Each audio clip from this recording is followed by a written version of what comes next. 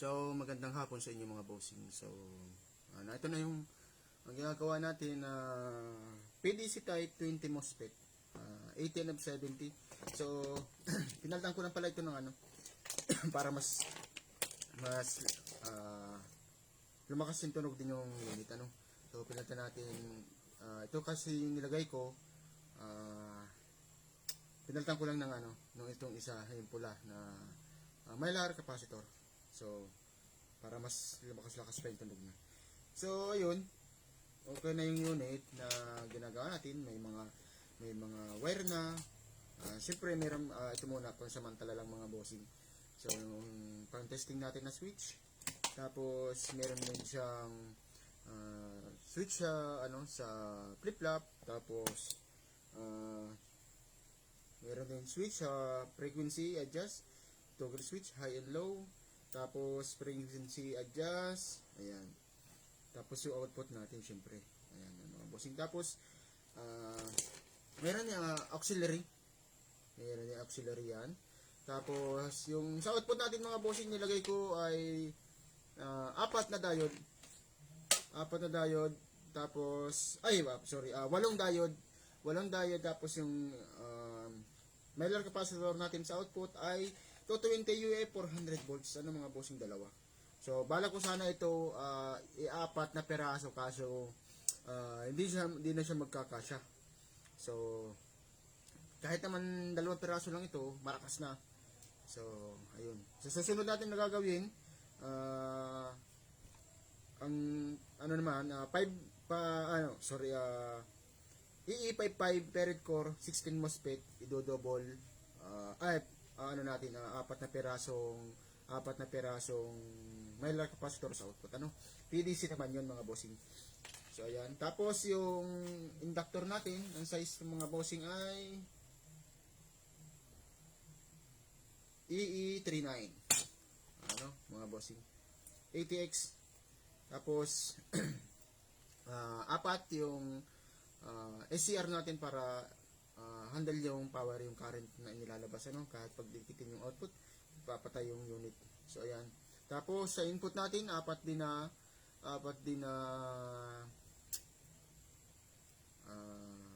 mylar capacitor sa input 3,300 UF 35 volts. Tapos meron tayong capacitor sa output. Ayan, yan. Mylar. Tapos, syempre meron din delay o pan, hindi mawawala. So, dito ko naman nilagay mga bossing.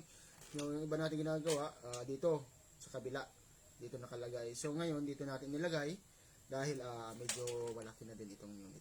So, ayan. So, yung 20 MOSFET natin na pagkasya natin sa ganito lang kalaki. Hindi siya bulky pag tingnan. So, syempre, yung sa box lang nito lang, medyo lalaki-laki gawa ng yung blower natin. Ito. Blower natin.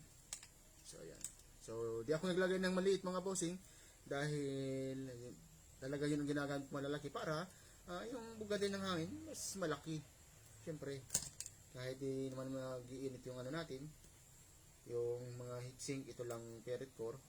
So, mas maganda rin yung malakas ang buga ng hangin. Mga bossing. Tapos, meron din siyang reversing polarity protect.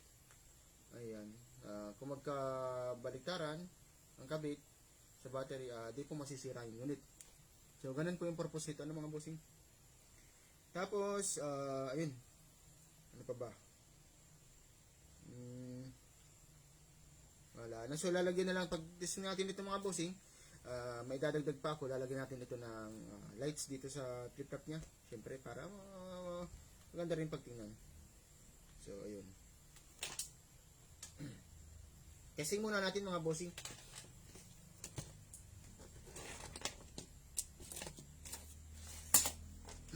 Sabit natin sa battery. So yung mga gusto pong magpagawa ng PDC type, PM lang kayo mga bossing. So kailangan po ninyo dito ng medyo mahaba-habang pasensya or pag-iintay gawa ng hindi po madaling gawin ito. Tapos yung sa mga unit na nagpapagawa, sunod po natin gagawin ay 5 ampere transformer type. Sunod-sunod po muna yung gagawin natin na transformer type. May mga iba din nag-order. Ayun. testing natin mga bossing sa lights. So, yung iba, mayroon sa akin kasi nag-message, yung 20 MOSFET daw, hindi niya na kaya i-handle yung doon sa PWM. Kailangan daw mas lalaki pa yung tawag rito, yung ferrite core. So, hindi po yun ang porkit hindi na kaya lalakihan mo. Dapat maliit pala ang dapat ma-handle. Kaya na nung PWM yung 20 MOSFET. So, kaya po yung PWM natin na hanggang 30 na MOSFET. So, testing po natin mga bossing. So, makikita po ninyo yung bulb na ito. Mawawala po ang ilaw nito. So, testing natin mga boss. Trigger on.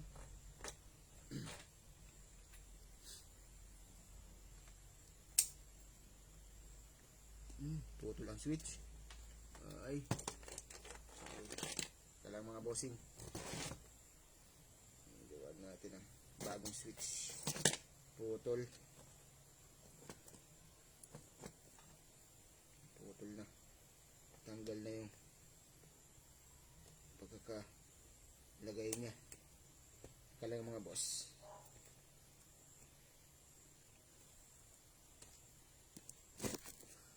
So, yung nagpagawa pa lang itong unit na ito ay si Boss. Ano yung pangalan nun?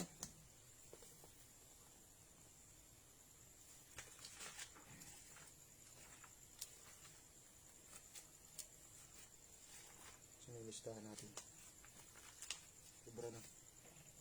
Si Boss Pragata Ricky. Siya po ang nagpagawa niya ng 20 MOSFET PDC type. Lagyan muna natin ang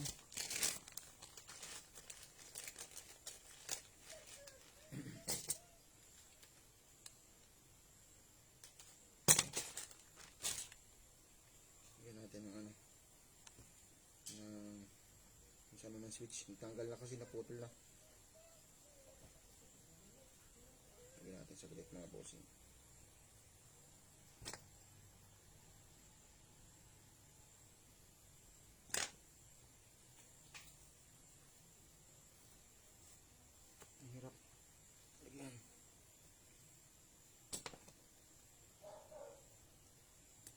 Natin na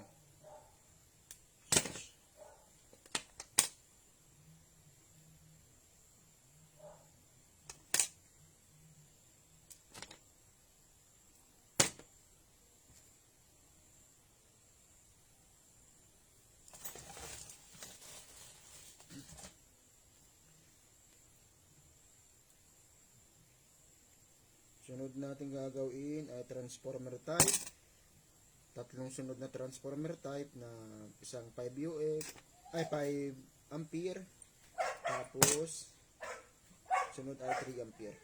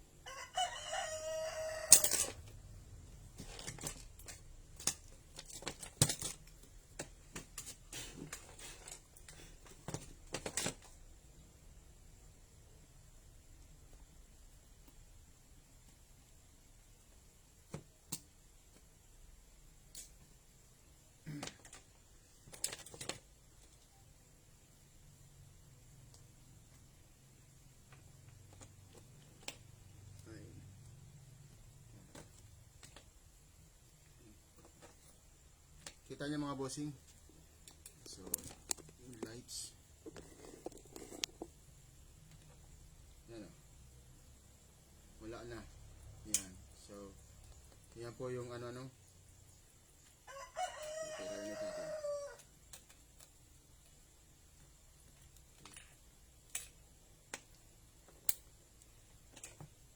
Tapos, kabit natin sa battery.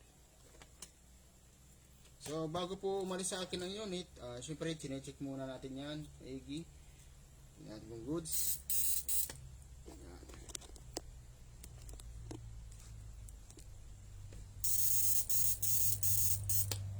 Tapos,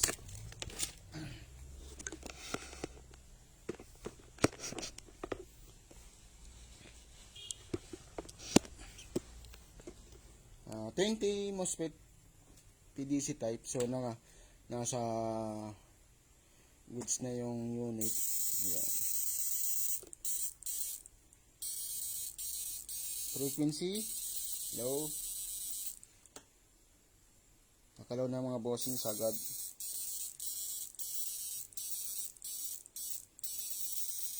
Yan, low nakalaw. Nilagay natin sa low yung toggle switch.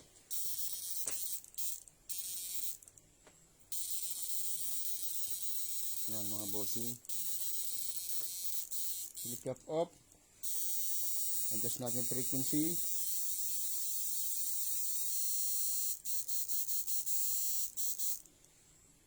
High.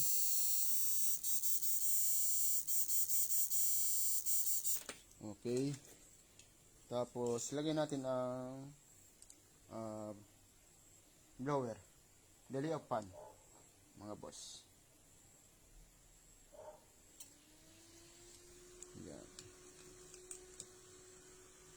Automatic din po siyang papatay yung delay off pa natin. Mga 30 to 40 seconds po bago magpatay yung unit, yung blower niya. Pag di na kayo nagpindot. Pag nagpindot kayo ng switch, dire-diretso po yan.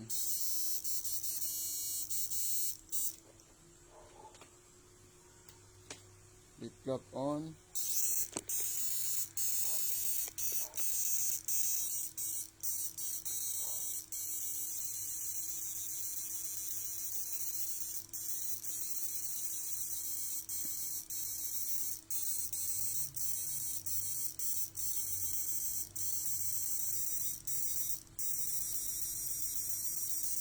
Ayan.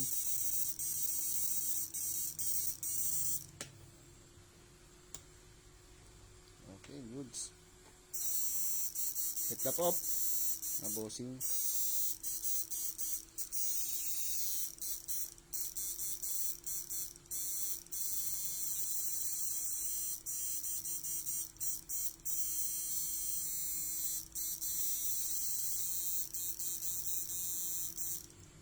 Goods na goods yung unit mga boss. Sa mga gusto pong magpagawa ng PDC type, PM lang kayo mga bossing. So, sa nagtatanong kung alin daw ang mas malakas po ang PDC type, kumpara sa mga transformer type. Ang kaibahan lang po nito, hindi po ito pwedeng mabasa. Yun lang po ang disadvantage nito. Pero sa lakas, sa kasalawak ng ground, mas malawak po ang ground nito.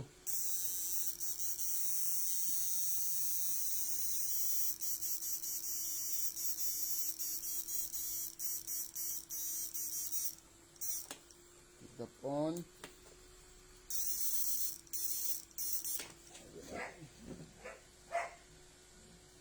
2,000 watts. Mga bossing.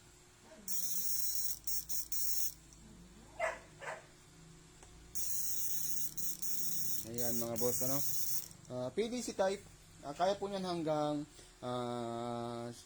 6,000 watts. Kaso dadalawa yung natin.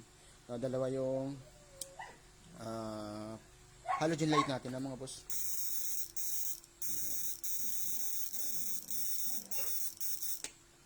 Solid. Flip flop, adjust natin yung bilis. Ayan.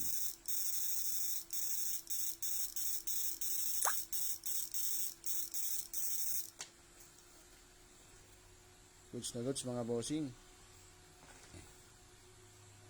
Okay, goods.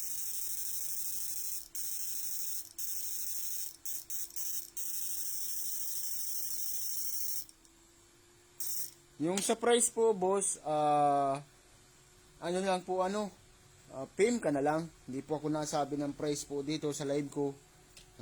Sa messenger na lang po ikaw mag message po,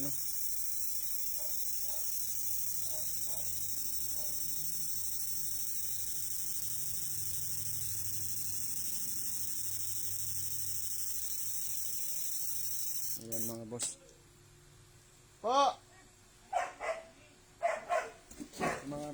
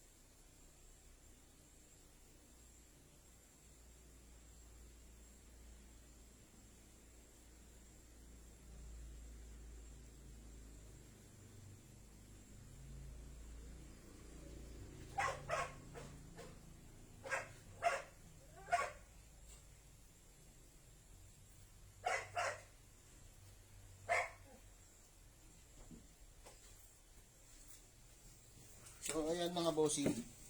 So, patay po yung nagpatay yung blower. So, pag pininig po ulit niyo yung switch, saka po yan, ulit gagana. Ano mga boss? Ayan. Ano po yung blower. So,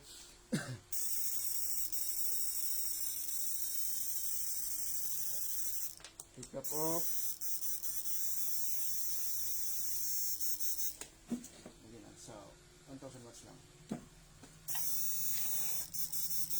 Para nang babasagin ng halogen light.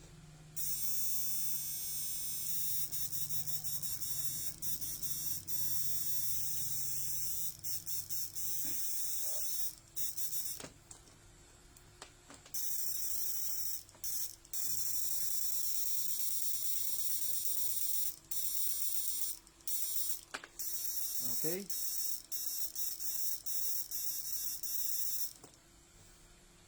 So, pasok agad. Napakalakas din.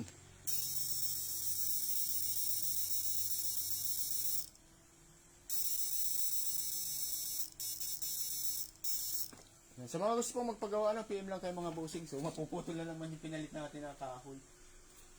Babaga na mga boss. Yan. Makita nyo. Kita nyo mga bossing, babaga na. Yan. Power.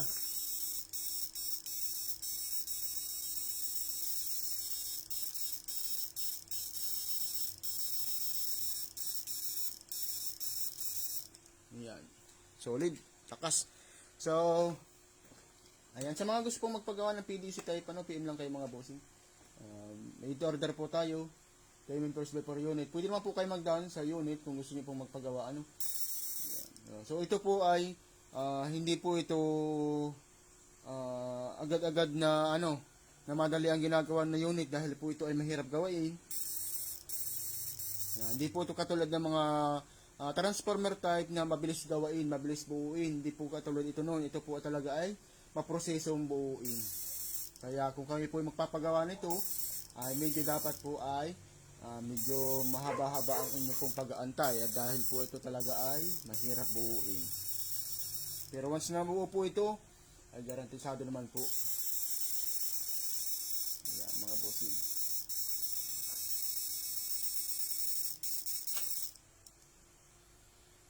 Goods na goods mga boss.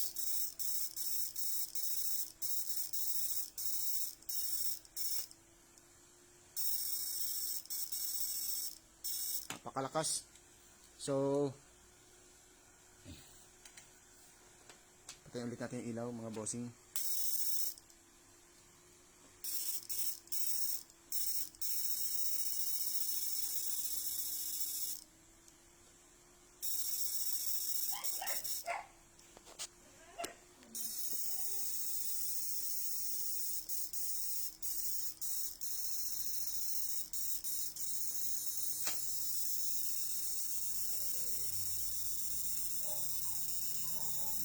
Naka-low. Nakalagay yung mga bossing sa low. Saka yung toggle switch natin. Naka-low. Yan. Adjust ko. Nandahan.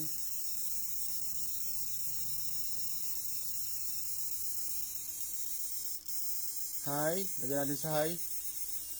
Yan. Power. Sa mga gusto pong magpagawa ng mga bossing, PM lang kayo. So, goods na goods po yung unit natin. Yan. Okay, goods.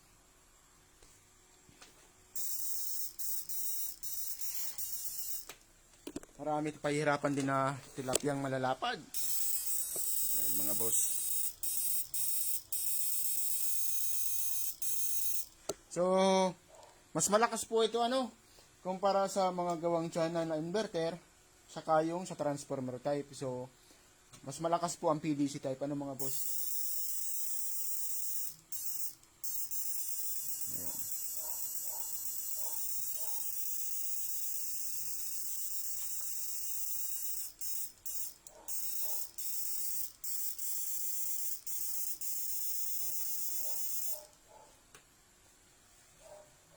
Ayan, mga bossing, salamat po sa inyong panonood. So, ayan, pa-share na lang po ng ating video,